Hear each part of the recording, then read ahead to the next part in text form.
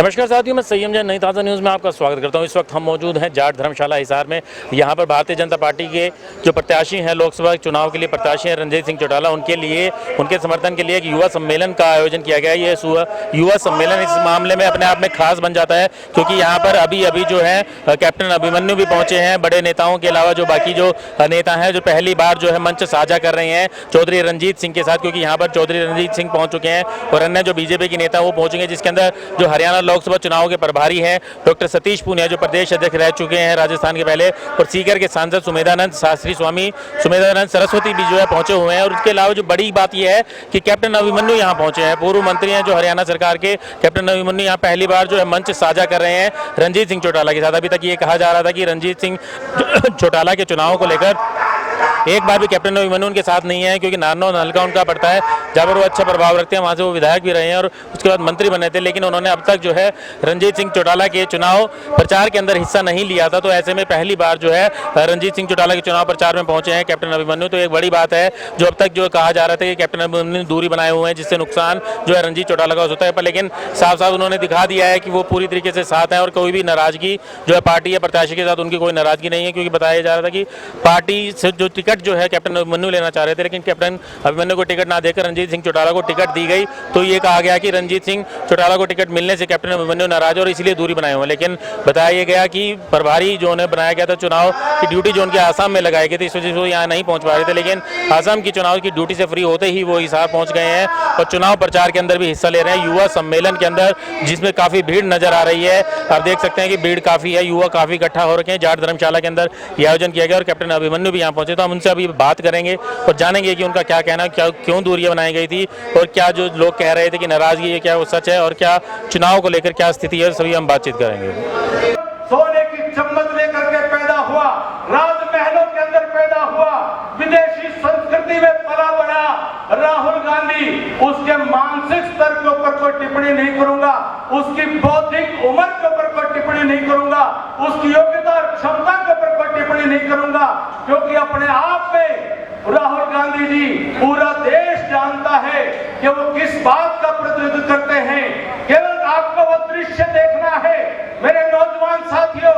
आप 4 जून के बाद की देश की नई संसद भवन का वो दृश्य आंख बंद करके अपनी आंखों के सामने खड़ा करो।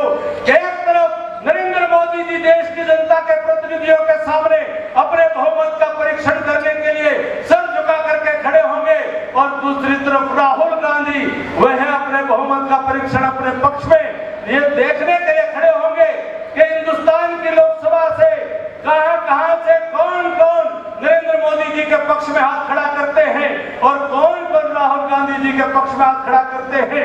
मैं हिसार के मेरे नौजवानों से निवेदन करना चाहता हूं कि 25 मई तक आप सब अपना रात दिन एक करके 25 मई तक अपना संकल्प मजबूत करके आप सब कमल के फूल के बटन को दबाते हुए, ताकि 4 जून के बाद जब देश की संसद के अंदर हाथ उठवाए जाए, मेरे हिसार लोकसभा का हाथ चौधरी रणजीत सिंह जी का हाथ मोदी जी के पक्ष में खड़ा होना चाहिए।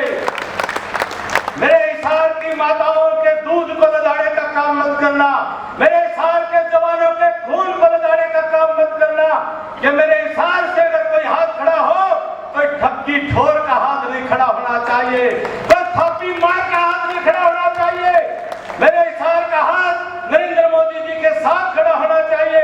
यही सभी से निवेदन करता हुआ साथियों, एक साथी ये हिसार लोकसभा के चुनाव में बहुत प्रकार के भ्रमजाल फैलाए जाएंगे, बहुत प्रकार के वहम डाले जाएंगे, बहुत प्रकार के झूठ और प्रपंच रचे जाएंगे, क्योंकि सामने के जो उम्मीदवार हैं वो झूठ कपट और प्रपंच का खिलाड़ी है।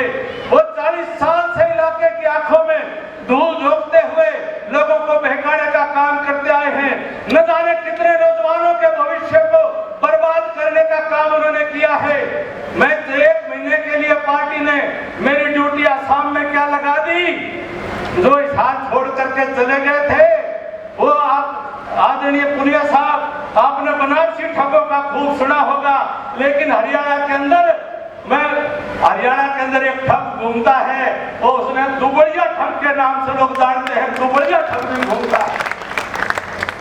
और इस 4 जून के बाद ऐसा इंतजाम कर देना कि 4 जून के बाद वो बाहर की तरफ मुंह करके भी ना सोवे और वो वापिस अपना बोरिया बिस्तर लेकर के और फिर वहीं चला जावे और फिर कलायत की टिकट मांगता नजर आओगा। मैं आपने दिखा दूंगा।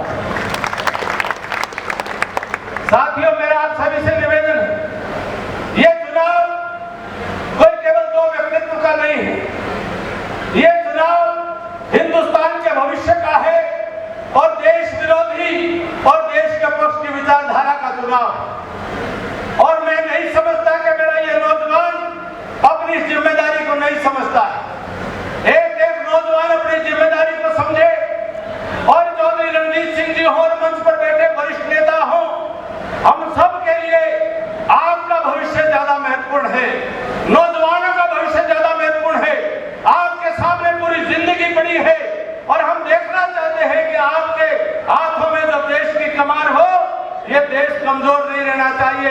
इस देश का किसान, इस देश का मजदूर, इस देश का जवान, इस देश का भविष्य सुरक्षित हाथों में आना चाहिए। इस देश के दलित और पिछड़ों का भविष्य सुरक्षित हाथों में आना चाहिए। इसलिए आज पूरे देश के लिए जरूरी है कि नरेंद्र मोदी जी को हम तीसरी बार देश का प्रधानमंत्री बनाने का काम करें। मीडिया कहता है कमी है तो हम पूरी कर रहे हैं। कोई अलग नहीं थे, सब इकट्ठे थे। हम भारतीय जनता पार्टी है जिसके आंचल में सब है। एक बार चिड़िया से उसके बच्चों ने पूछा कि वहाँ आसमान कितना है, तो उसने पंख इकट्ठे करके कहा कि आसमान मेरी पंख में है। तो मोदी जी के सब हम उनके साथ हैं, सारे उनके साथ हैं। उस पार्टी में उसका पूरे भारत में फैली हुई है, एक एक आदमी उसके साथ है। हम सारे मंच पे हैं, जी जान से मदद करें। हमारे तो उधर जो निराश है कांग्रेस से, वो भी हमारी मदद कर रहे हैं। तो आज की युवा सम्मेलन में क्या मैसेज कन्वे करना चाहा बीजेपी ने? देखिए, बच्चों का मन था कि हमें आप लोग आए, मैं दोनों तो चाह रहे हैं कि एक हम सम्मेलन करें। तो बच्चों ने कॉलेज सामने इन्होंने सम्मेलन करा, 1000-2000 बच्चे हैं। हमें अच्छा लगा, उनसे देश की अगली युवा पीढ़ी है। और हमारे मोदी साहब कहते हैं कि सबसे ज़्यादा जवान जो बच्चे हैं वो भारत में हैं। हमें अच्छा लगा बच्चों से, उन्हें जो हम संदेश देना चाहिए तो वो ठीक है। सर, आज कैप्टन अभिमन्यु भी मंच पे आ गए, जो चर्चाएं थी कि कैप्टन अभिमन्यु भी आज मंच पे आ गए और कितनी मजबूती मांगे। ये भी आगे उधर आपका जो है ना भव्य बिश्नोई, वो भी उधर लगा है। छतरपाल जी 14 को सभा कर रहे हैं, सीएम साहब आ रहे हैं, एक भी आदमी बाहर नहीं। सब पता नहीं मीडिया क्यों उठा के कहता है वो नहीं आया। अब जब आप लोगों की तसल्ली के लिए हमें सब लाने पड़ते हैं, सब मैदान में लगे हुए, हर आदमी गांव में लगा हुआ है। रणजीत जी कितनी मजबूती मांगते हैं? लेकिन मैं ये समझता हूँ कि हमारे पिछले बार से ज़्यादा, अब 3 दिन से तो इलेक्शन ही एक तरफा हो गया। कल ब्राह्मण समाज का फैसला था, 1,20,000 परशुराम जयंती पे वहाँ इकट्ठे होकर सब दीप माला पूजा करके और फिर उन्होंने अनाउंस करा कि पूरे समुदाय के फैसला का एक एक वोट नरेंद्र मोदी जी को, भारतीय जनता पार्टी को कमल के फूल पे मोहर लगाएंगे। बहुत बड़ा फैसला है। और ब्राह्मण तो समाज का प्रमुख आदमी है, कितने लोगों को समझाएंगे। छवि की बात हो रही है सर, प्रत्याशियों की छवि को लेकर चर्चाएं हैं कि एक साफ छवि है और दूसरी तरफ जो है जो आपराधिक रिकॉर्ड भी छुपाया गया है। ये हमारे मीडिया भाई कहेंगे जिसकी ठीक छवि है, लोग भी ये कहते हैं ठीक छवि के आदमी देश के। ये महात्मा गांधी कहते थे जिसकी ठीक छवि है उसको वोट दे दें। हमारी ठीक है तो हमें दे दें, उनकी ठीक है। अगर मोदी साहब की ठीक है तो मोदी साहब तो अमरनाथ गुफा में जाएंगे प्रधानमंत्री बनने के बाद, और राहुल गांधी कोलंबिया में जाएंगे। आप जाएंगे, जानते हैं कि क्या करेंगे वो। पहली बार एक ऐसे व्यक्तित्व देश के प्रधानमंत्री बने हैं जिन्होंने समय समय पर युवाओं का आह्वान किया है और युवाओं के लिए बहुत सारी योजनाएं लेकर के आए हैं। चाहे मुद्रा योजना हो, चाहे स्किल इंडिया की योजना हो, बहुत सी इस प्रकार की योजनाएं हैं जो प्रधानमंत्री नरेंद्र मोदी जी ने युवाओं के लिए की है। और आज एक रिकॉर्ड बना है, स्टार्टअप जितने प्रकार के चालू हुए हैं, सारी दुनिया भारत के युवा की तरफ देख रही है। अभी अमेरिका ने 50,000 डॉक्टर मांगे हैं, 5,000 डॉक्टर भारत से अभी पहली शिफ्ट के अंदर जा रहे हैं। तो मोदी जी के प्रधानमंत्री बनने के बाद में पूरी दुनिया का भारत के प्रति विश्वास पैदा हुआ है। अकेला अमेरिका भारत को कह रहा है कि मैं डॉक्टर चाहिए, 1 लाख डॉक्टर चाहिए। तो ये विश्वास पैदा हुआ है, तभी तो आज भारत दुनिया का पहला ऐसा देश बन गया है जो मोबाइल के मैन्युफैक्चरिंग में 2nd नंबर है। तो भारत गति पकड़ रहा है, वो युवाओं के भरोसे पकड़ रहा है। तो आज हम युवाओं से, इसलिए हमारे युवाओं ने कहा कि हम कार्यक्रम करना चाहेंगे, सब लोग आए। और मैं तो पूरी 9 की 9 विधानसभाओं में जाकर के आया हूँ। लोगों में जो उत्साह दिखाई दे रहा है, जो अंडरग्राउंड करंट है, वो अकल्पनीय है। वो बीजेपी के साथ है आपका? 4 तारीख को पता लगेगा आपको। 4 जून को जब मशीनें खुलेंगी और जब हमारा ग्राफ धीरे धीरे ऊपर जाएगा तब सबको पता लगेगा कि मोदी जी और भारतीय जनता पार्टी का क्या प्रभाव है। सर राजस्थान में किस प्रकार का चुनाव रहा, उसका कोई प्रभाव? राजस्थान में हैट्रिक बनाएंगे 25 की 25 सीटों की, तीसरी बार 25 की 25। राजस्थान में 10 की 10, हरियाणा 10 की 10। आप नारनौंद आया करो, मैं 4-5 दिन नारनौंद में लगा चुका हूँ और भारतीय जनता पार्टी का एक एक जो हमारा मंडल से लेकर शक्ति केंद्र से लेकर बूथ त्रिदेव से लेकर और पन्ना प्रमुख तक चुनाव में सैनिक बन करके, मोदी जी का सिपाही बन करके, देश का रक्षक बन करके मजबूती से खड़ा है। असम के चुनाव में पार्टी ने मेरी जिम्मेदारी लगाई थी, वहाँ अपनी जिम्मेदारी एक सैनिक के नाते पूरी करते हुए और अब पार्टी ने मेरी जिम्मेदारी यहाँ लगाई है। तो नारनौंद में जैसे मैंने कहा, कभी कभी हमारी गली आया करो, नारनौंद के अंदर एक एक कार्यकर्ता वहाँ मजबूती से साथ में लगा है और निश्चित तौर पर मोदी जी के नेतृत्व में फिर से तीसरी बार सरकार बने और ये देश आगे बढ़े, इस बात को लेकर के हम रात दिन एक करने वाले हैं। तो जो नाराजगी की जो बात आ रही थी वो किसने फैलाई?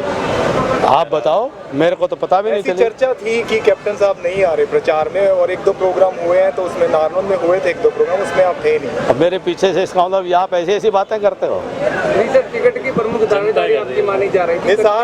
हिसार से गुंडू साहब को ठगी ठोर हैं, अलग अलग प्रकार की बातें फैला रहे थे। नारनौंद में जो रैली है किस तारीख की है? 13 तारीख को परसों माननीय मुख्यमंत्री श्री नायब सिंह सैनी जी वह नारनौंद में 11 बजे पधारेंगे।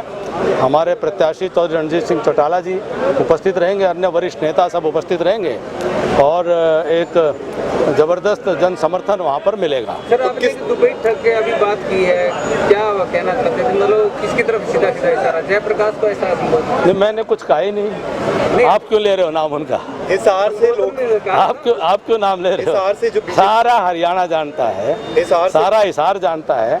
हिसार जो है कई बार ठगा जा चुका है और हिसार का नौजवान बच्चे ने अपने बुजुर्गों से कहानियां सुनी हैं कि कौन ठग है हिसार में आकर के, तो वो मेरे मुंह से क्यों बुलवाते हो?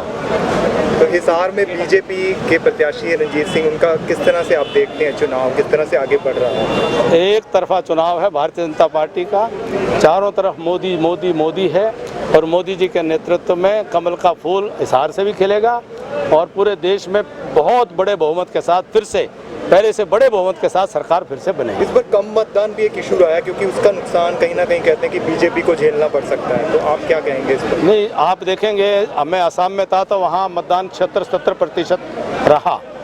जहाँ जहाँ विपक्ष कहीं ना कहीं चुनाव लड़ रहा है वहाँ मतदान बढ़ रहा है और जहाँ चुनाव एक तरफा है वहाँ विपक्ष के कार्यकर्ता ही वह अपने वोट को लाने में असफल हो रहे हैं। अब विपक्ष का वोट लाने की हमारी जिम्मेदारी तो नहीं है, तो जहाँ जहाँ मुकाबला है वहाँ मत प्रतिशत अच्छा है। आप देखेंगे जिन जिन राज्यों के अंदर आपको मुकाबला दिखता है, सामने विपक्ष दिखता है, वहाँ मत प्रतिशत बेहतर है। जहाँ मुकाबला ही नहीं है वहाँ मत प्रतिशत है ही नहीं। सर कुलदीप बिश्नोई और भव्य बिश्नोई की बातें तो आती है कि वो पार्टी के साथ है, लेकिन मंचों पे नजर नहीं आती। देखिए, पार्टी के साथ होना, पार्टी के लिए काम करना बहुत जरूरी है।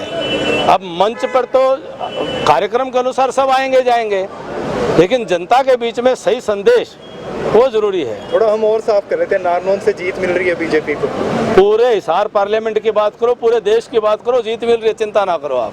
तो साथियों, आपने देखा कि युवा सम्मेलन एक जाट धर्मशाला में आयोजित किया गया था, जिसमें काफ़ी युवाओं की भीड़ थी और बड़े नेता जो थे बीजेपी के पहुंचे थे। हिसार लोकसभा सीट से प्रत्याशी रणजीत सिंह चौटाला के समर्थन के लिए पहुंचे थे। कैप्टन अभिमन्यु भी यहाँ पर पहुंचे। कैप्टन अभिमन्यु से भी हमने बात की, उन्होंने कहा कि कोई भी नाराजगी नहीं थी, ये सिर्फ फैलाई हुई बातें थी। कुछ लोग थे जो झूठी प्रचार कर रहे हैं, झूठा प्रचार कर रहे हैं, वो तो सिर्फ आसाम गए हुए थे और आसाम में प्रचार कर रहे थे। वहाँ जाकर भी उन्होंने देखा कि बीजेपी की एक तरफा पूरे देश में लहर है। और इसके अलावा जो है चौधरी रणजीत सिंह ने भी कहा कि जो जीत रहे हैं वो एक तरफा जो है चुनाव जीत रहे हैं, क्योंकि छवि की बात आ रही है। लोग देख रहे हैं कि कौन धोखा देने वाला है, कौन थापी मार रहा है और कौन किसकी छवि जो है ज़्यादा साफ है। तो उन्होंने सीधा सीधा कहा कि छवि की बात है। और एक तरफ उन्होंने ये भी कहा है कि अगर देश में प्रधानमंत्री नरेंद्र मोदी फिर से आते हैं तो वो केदारनाथ जाएंगे, अमरनाथ जाएंगे, लेकिन दूसरी तरफ अगर राहुल गांधी जीते हैं तो राहुल गांधी कंबोडिया जाएंगे। वो क्या करने के लिए जाएंगे, उन्होंने ये भी कहा है। तो आप देख सकते हैं कि आपने देखा कि जो है काफ़ी भीड़ यहाँ पर रही युवा सम्मेलन में और जो बड़े नेता होते हैं उन्होंने कहा कि किस तरीके से जो है बीजेपी जीत रही है और साफ साफ कहा कि जो देश के अंदर जो है धर्म को बचाने के लिए बीजेपी को जिताना जरूरी है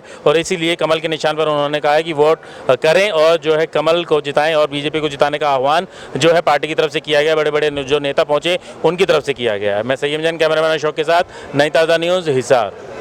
लेटेस्ट वीडियोस के लिए सब्सक्राइब करें हमारा चैनल नई ताज़ा न्यूज़ और दबाएं बेल आइकॉन ताकि आप मिस ना करें कोई भी अपडेट।